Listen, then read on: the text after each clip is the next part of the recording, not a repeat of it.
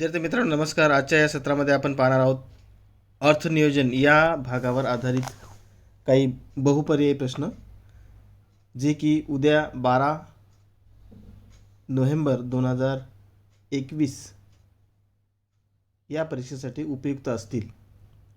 मित्रांनो, NAS ही exam उद्याला होणार आहे, म्हणजेच राष्ट्रीय संपादनूक सर्वेक्षण ही परीक्षा आहे. आणि या परीक्षेअंतर्गत वर्ग 10वीसाठी गणित विषयासाठी विचारल्या जाणाऱ्या प्रश्नांची आपण ही मालिका पाहत आहोत. आणि आज आपण भाग 5 या अंतर्गत अर्थनियोजन या घटकावर आधारित काही MCQs बघणार आहोत दोन्ही माध्यमांच्या विद्यार्थ्यांसाठी.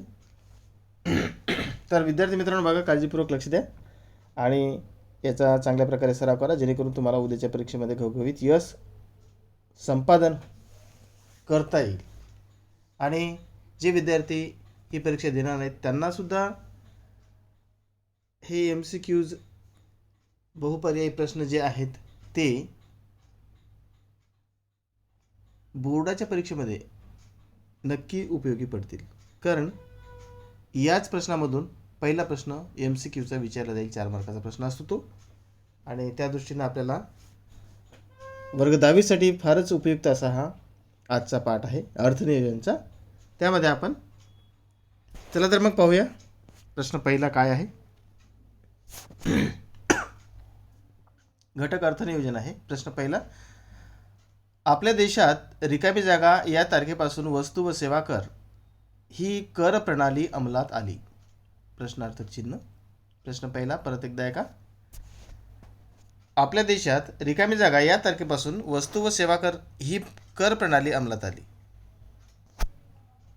GST system was introduced in our country from dash. GST system was introduced in our country from dash.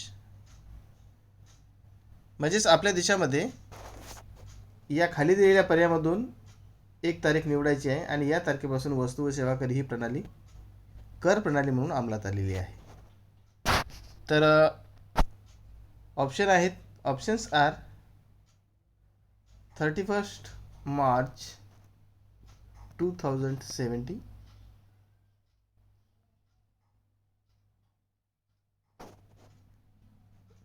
1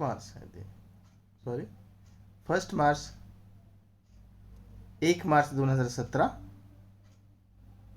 1 March 2017. Second option 1 April 2017, 1 April 2017. Third option 1 जानेवारी 2017, 1 जानेवारी 2017. अँड लास्ट ऑप्शन 4 1 जुलै 2017, म्हणजेच 1 जुलै 2017. या 4 पर्यायामधून आपल्याला योग्य तो पर्याय निवडायचा आहे मित्रांनो, आणि ही जी रिकामी जागा आहे ती पूर्ण करायची आहे. प्रश्न परत एकदा आपण ऐकू. आपल्या देशात रिकामी जागा या तारखेपासून वस्तू व सेवा कर ही कर प्रणाली अंमलात आलेली आहे. GST system was introduced in our country from dash. GST system was introduced in our country from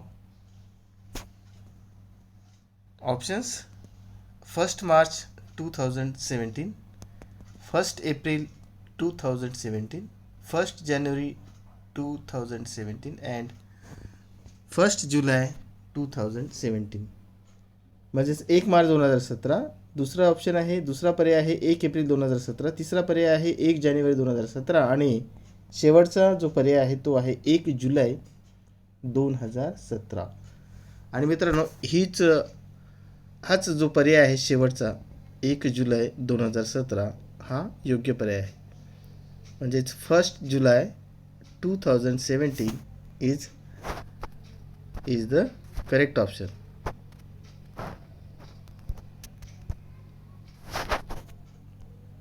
म्हणजे या ठिकाणी आपल्याला याला टिक करूया आपण. चला तर मग पुढचा प्रश्न बघूया मित्रांनो. प्रश्न दुसरा, नोंदणीकृत व्यापाराच्या GSTIN मध्ये एकूण किती अंकाक्षरे असतात? नोंदणीकृत जे काही व्यापारी असतात त्या नोंदणीकृत व्यापाराच्या GSTIN मध्ये एकूण किती अंकाक्षरे असतात, हा प्रश्न आहे. नोंदणीकृत व्यापाराच्या GSTIN मध्ये एकूण किती अंकाक्षरे असतात? How many alpha numerals are there in the GSTIN of registered dealer? Options: first 9, second 15, 3 10 and fourth 16. Question repeat again. How many alpha numerals are there in the GSTIN of registered dealer? Options are first 9, second 15, third 10 and fourth 16. Question number 2.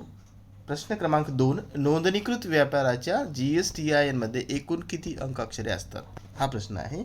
आणि पर्याय आहेत मित्रांनो, पहिला पर्याय 9 आहे, दुसरा 15 आहे, तिसरा पर्याय 10 आणि चौथा पर्याय आहे 16. तर यामधून आपल्याला योग्य तो पर्याय निवडायचा आहे आणि त्याच्यासाठी पर्याय आपल्याला दिलेले आहेत 9, 15, 10 आणि 16. तर योग्य पर्याय आहे 15, म्हणजेच ऑप्शन नंबर 2, म्हणजेच पर्याय नंबर 2. चला तर मग पुढचा प्रश्न पाहूया. तिसरा प्रश्न, तिसरा, एका व्यापाराने रुपये 8,000 किमतीची वस्तू विकून 960 रुपये GST गोळा केला, तर त्याने किती दराने GST गोळा केला? एक व्यापारी आहे, त्याने काय केले, 8,000 किमतीची वस्तू विकून 960 GST गोळा केला, तर त्याने किती टक्के दराने GST गोळा केला, हा प्रश्न आहे. प्रश्न परत एकदा आहे का, एका व्यापाऱ्याने, एक व्यापारी आहे, त्याने 8,000 किमतीची वस्तू विकून 960 GST गोळा केला, तर त्याने किती टक्के किंवा किती दराने GST गोळा केला? पर्याय आहेत 5%, 12%, 18% किंवा 28%. पहिला पर्याय 5%, दुसरा 12%, तिसरा 18% आणि चौथा पर्याय आहे 28%. यापैकी योग्य पर्याय आपल्याला निवडायचा आहे मित्रांनो. In English, a businessman collected GST rupees 960 on selling an article for rupees 8,000. What is the rate of GST? Question mark. What is the rate of GST? A businessman collected GST rupees 960 on selling an article for rupees 8,000. What is the rate of GST? Options are A 5%, 15%, second option 12%, third option 18% and fourth option which is last 28%. तर मित्रांनो, यापैकी आपल्याला योग्य पर्याय निवडायचा आहे. एका व्यापाऱ्याने 8,000 किमतीची वस्तू विकली आणि 960 रुपये GST गोळा केला, तर त्याने किती टक्के GST गोळा केला असेल? 92.96, म्हणजेच 12% हे त्याचं उत्तर असेल, म्हणजेच पर्याय नंबर 2. पर्याय नंबर कोणता? पर्याय नंबर 2 हा योग्य पर्याय असेल. चला तर मग प्रश्न पुढचा, चौथा प्रश्न बघूया. प्रश्न नंबर 4. मेसर्स रियल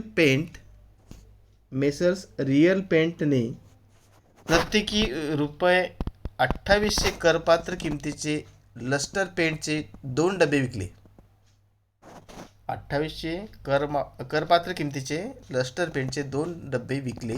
GSTचा दर 28% असल्यास बीजकात GST व CGST किती रुपये आकारला असेल?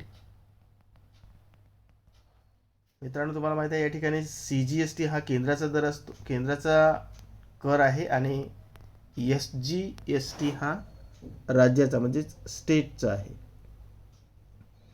तर काय केलं, मेसर्स रियल पेंटने प्रत्येकी 2800 रुपये करपात्र किमतीचे लस्टर पेंटचे 2 डबे विकले.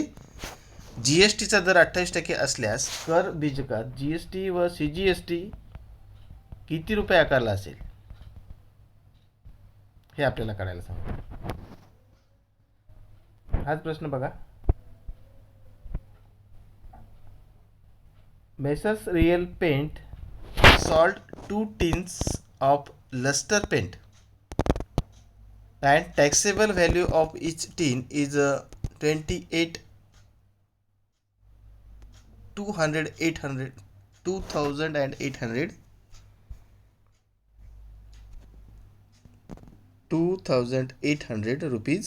If the rate of GST is 28%, then find the amount of CGST and SGST charged in the tax invoice. म्हणजे त्या बिलामध्ये CGST किती असेल आणि SGST किती असेल. दर 28% आहे आणि 2 डबे 2800 रुपये प्रमाणे विकलेले आहे. असं असताना CGST किती आणि GST किती असेल. तर याचं उत्तर आपल्याला या खालील पर्यायामधून शोधायचं आहे मित्रांनो. पर्याय आहेत CGST इक्वल SGST इक्वल 784. दुसरा पर्याय CGST equal to SGST equal to 814. तिसरा CGST equal to SGST equal to 705. And fourth option none of this, यापैकी नाही. पहिला पर्याय आहे मित्रांनो CGST बरोबर SGST बरोबर 784 रुपये. दुसरा पर्याय आहे 814 रुपये. दोन्ही कर सारखेच आहे CGST आणि SGST. तिसरा पर्याय CGST बरोबर SGST बरोबर 705 रुपये. आणि चौथा पर्याय आहे नन ऑफ दिस, म्हणजे यापैकी नाही. तर या ठिकाणी योग्य पर्याय असेल 784 रुपये, म्हणजे पहिला पर्याय.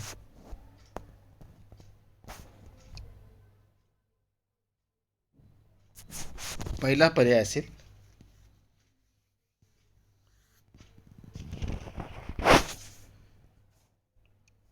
मित्रांनो पुढचा प्रश्न पाहूया. मित्रांनो माझ्या या चॅनलवरती तुम्ही नवीन असाल तर नक्की सबस्क्राईब करा, कारण या परीक्षेनंतरही आपलं हे चॅनल 10वीच्या अभ्यासक्रमावर आधारित गणित विषयासाठी नवनवीन व्हिडिओ प्रसारित करीत राहीलच. चला तर बघूया 5वा प्रश्न काय आहे. प्रश्न 5वा. चेतना स्टोअर्स 1 जुलै 2017 ते 31 जुलै 2017 या कालावधीत केलेल्या खरेदीवर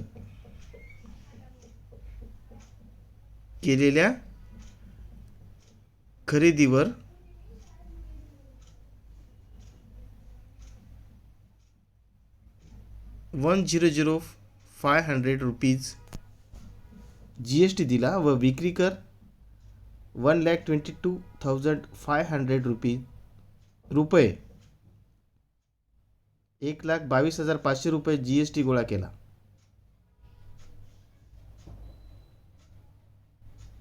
तर सदर कालावधीत चेतना स्टोअर्सला भरावा लागणारा देय GST काढा.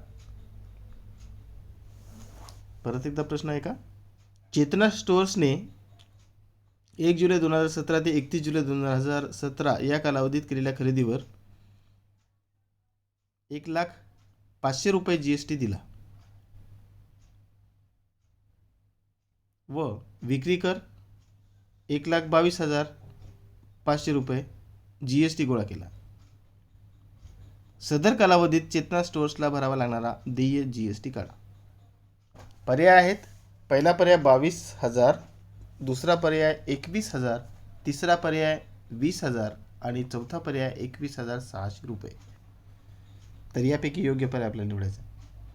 चेतना stores paid total GST of ₹1,05,000 at the time of purchase and collected GST ₹1,22,500 at the time of sale during 1st July 2017 to 31st July 2017. Now find the GST payable by Chetana Stores.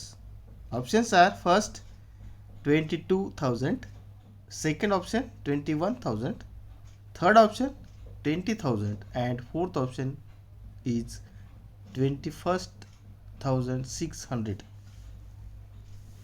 हे पर्याय आहेत. तर या पर्यायामधून आपल्याला योग्य पर्याय कोणता तो निवडायचा आहे. आणि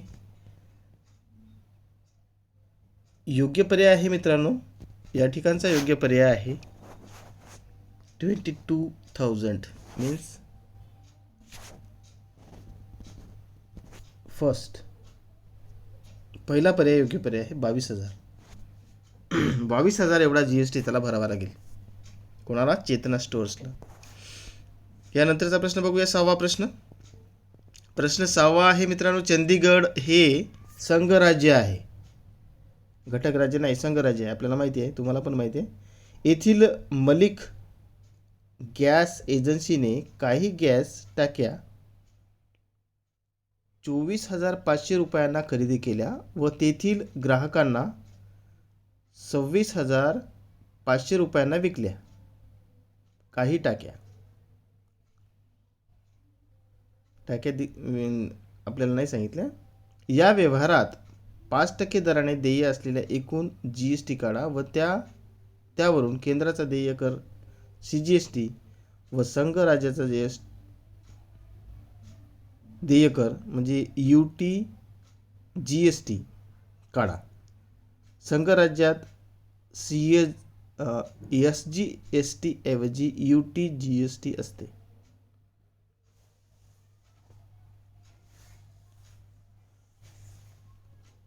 Malik Gas Agency, Chandigarh Union Territory, purchased some gas cylinders for industrial use for 24,500 and sold them to the local customers for 26,500 rupees.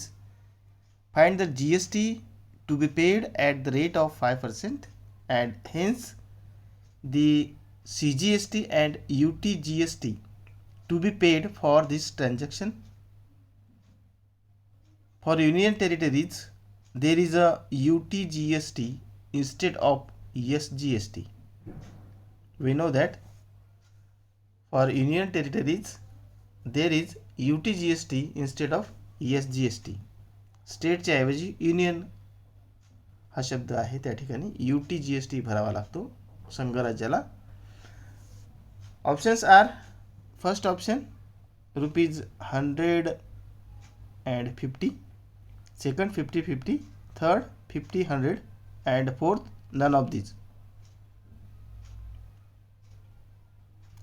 तर या ठिकाणी आपल्याला योग्य पर्याय आहे मित्रांनो 50-50, म्हणजेच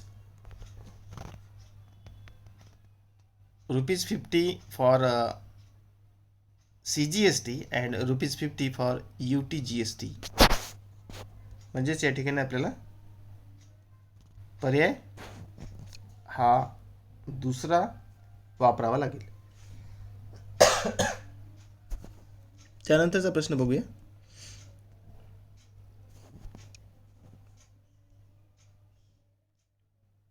प्रश्न 7वा. एका शेअरचा बाजारभाव ₹400 आहे. तो खरेदी करताना 0.3% दलाली दिली तर या शेअरची खरेदी किंमत किती? प्रश्न परत एकदा ऐका नीट. एका शेअरचा बाजारभाव ₹400 आहे. तो खरेदी करताना 0.3% दलाली दिली तर या शेअरची खरेदीची किंमत किती? प्रश्नार्थ चिन्ह आहे. आणि मित्रांनो पर्याय आहेत ₹4,000 ₹400.2, 300.2, 401.2 आणि 402.2 हे 4 पर्याय आहेत. यापैकी एक पर्याय आपल्याला योग्य कोणता तो निवडायचा आहे. दरम्यान हाच प्रश्न इंग्रजीमधून बघूया. Market value of share is ₹40. If the brokerage rate is 0.3%, then find the purchase value of the share. शेअरची आपल्याला खरेदी किंमत काढायची आहे. Market value of share is ₹400.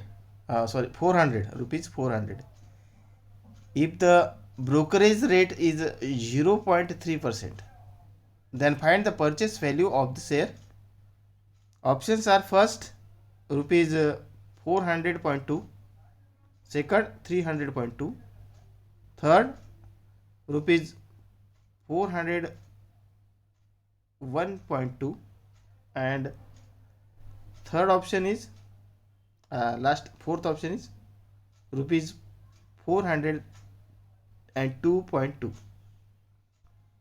तर यापैकी आपल्याला योग्य पर्याय कोणता तो निवडायचा आहे. आणि मित्रांनो, योग्य पर्याय आहे 401.2, 401.2 हा योग्य पर्याय असेल. चला तर बघूया नंतरचा प्रश्न.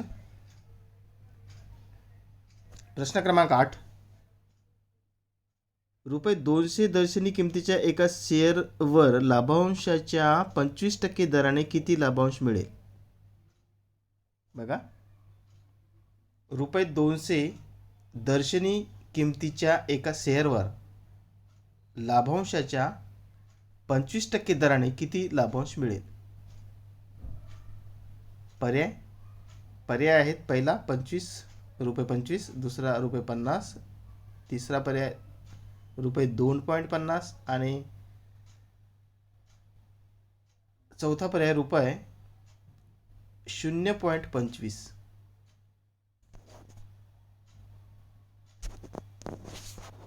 What is the amount of dividend received per share of face value rupees 200 on dividend declared is 25%?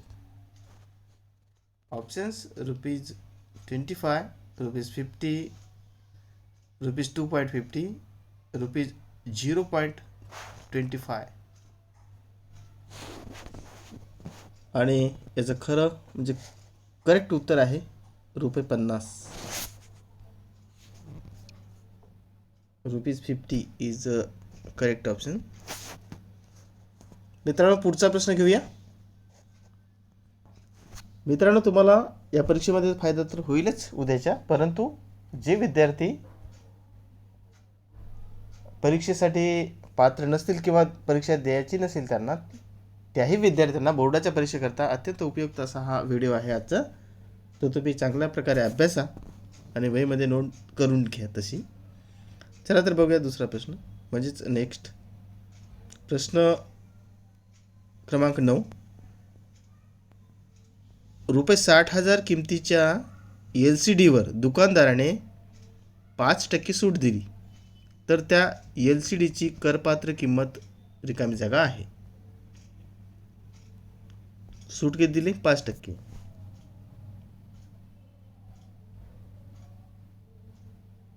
तर आपल्याला करपात्र किंमत काढायची आहे, म्हणजे दिलेली सूट त्यामधून मायनस करायची आहे. आता सूट किती असेल? 5% म्हणजे 5×30 जवळपास 3,000 असेल. तर 60,000मधून 3,000 मायनस करायची, आपल्याला LCDची करपात्र किंमत मिळून जाईल. कारण 60,000 किमतीच्या LCDवर दुकानदाराने 5% सूट दिली, तर त्या LCDची करपात्र किंमत किती असेल? आणि याचे पर्याय आहेत रुपये 2,000, रुपये 57,000, रुपये 42,000, रुपये 37,000. What is the taxable value of LCD of rupees 60,000 if 5% discount is given? Question repeat again. What is the taxable value of LCD of rupees 60,000 if 5% discount is given? दुकानदाराने 5% डिस्काउंट दिला, तर 60,000 रुपये किमतीच्या LCDची करपात्र किंमत किती असेल? अगोदर सांगितल्याप्रमाणे आपल्याला यामधून 3,000 मायनस करावी लागेल, म्हणजेच राहिलेली जी किंमत असेल ती LCDची खरी किंमत असेल, म्हणजे करपात्र किंमत असेल.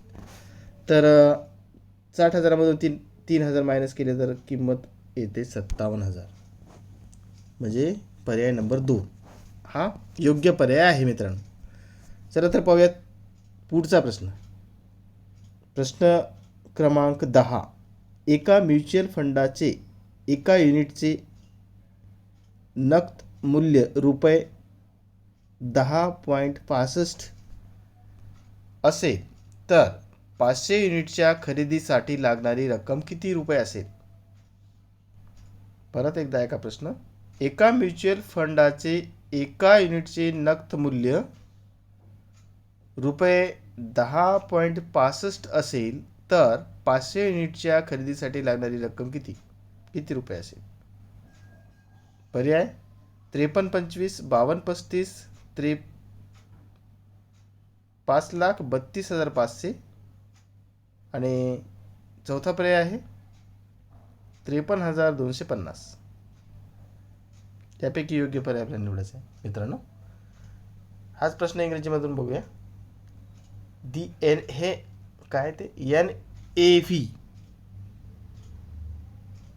the NAV of unit in natural fund scheme is rupees 10.65. Then find the amount required to buy rupees 500 such units. Options: first option 5,325, second option 5,235, third option 5,32,500 and fourth option 53,250.